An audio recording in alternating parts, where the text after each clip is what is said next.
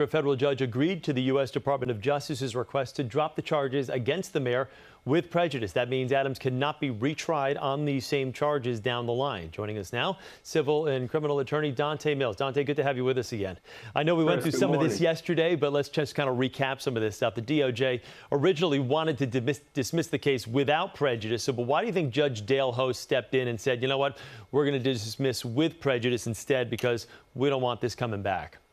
Let's just set the scene here. So the Department of Justice did bring these charges against Mayor Eric Adams. They said that there were some illegal campaign contributions, that he was accepting money in exchange for political favors. They believed in their case, and it passed the standard for them to bring the charges. Then Donald Trump came into office, and he instructed the Department of Justice to drop these charges so that Mayor Eric Adams can perform his duties as mayor. The judge then took a look at this and said, well, if you're going to drop these charges, we're going to require that you drop them with prejudice so you can't bring them again, because we don't want there to be a situation where you can hold these charges over Mayor Eric Adams' head and say, either you do what we want politically or we're going to recharge you for these same crimes. And that's the reason the judge said, I can't force the Department of Justice to move forward with charges, but I'm not going to allow them to hang over his head so he can operate independently without the threat of these charges coming back. I mean, it was very interesting that the Department of Justice came in and said, we want the charges dropped because this is going to affect the mayor's opportunity to run for re-election. I mean, that's what indictments do. They do get in the way of normal operations. But in the end, he gets off. The charges are dropped with prejudice. As we mentioned, he's not going to have to worry about this ever again. What does this say to people out there wondering if there's two tiers of justice out there?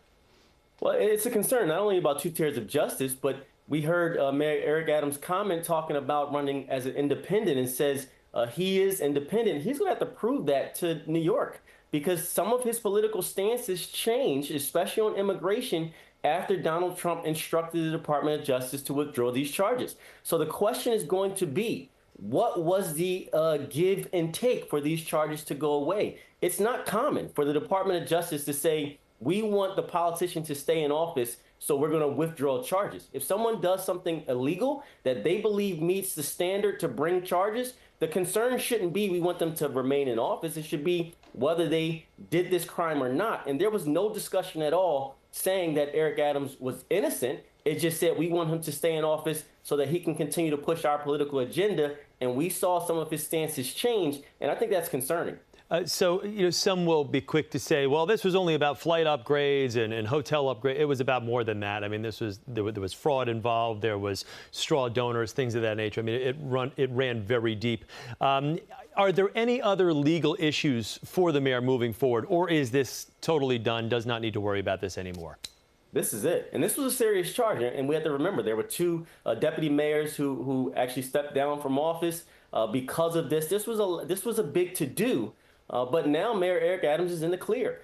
Because it was dismissed with prejudice, they cannot bring these charges back for the same set of facts. So if they find he did something else, then yes, he will be open to prosecution. But for anything that was covered under this indictment, he is clear he can't be recharged, and the judge made sure of that when this happened. So he's in a good position in regards to whatever happened for the facts of this particular case.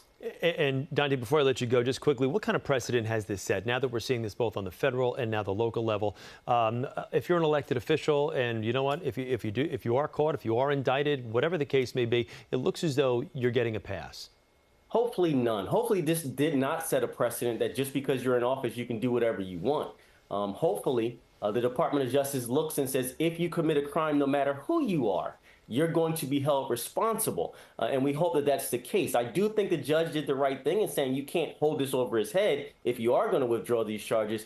But I hope this doesn't set a precedent that as long as you win an election, as long as you're in office, you can commit crimes or you'll be free and clear from any indictments or being held responsible, because we don't want that for our politicians. We want the same justice system for everybody. You do something wrong, you're held responsible. Exactly. Accountability should stand for something these days, especially with politicians. So, Donte, thank you Absolutely. very much. Civil and criminal attorney Donte Mills, always appreciate you joining us. Thank And you. stay with CBS News New York as we follow the very latest on the criminal charges that have been dropped against Mayor Adams, as well as the race for mayor of New York City. And we'll see what happens at that forum today. As you can imagine, the battle lines have been drawn with the other candidates, and they now have a clear attack route against the incumbent.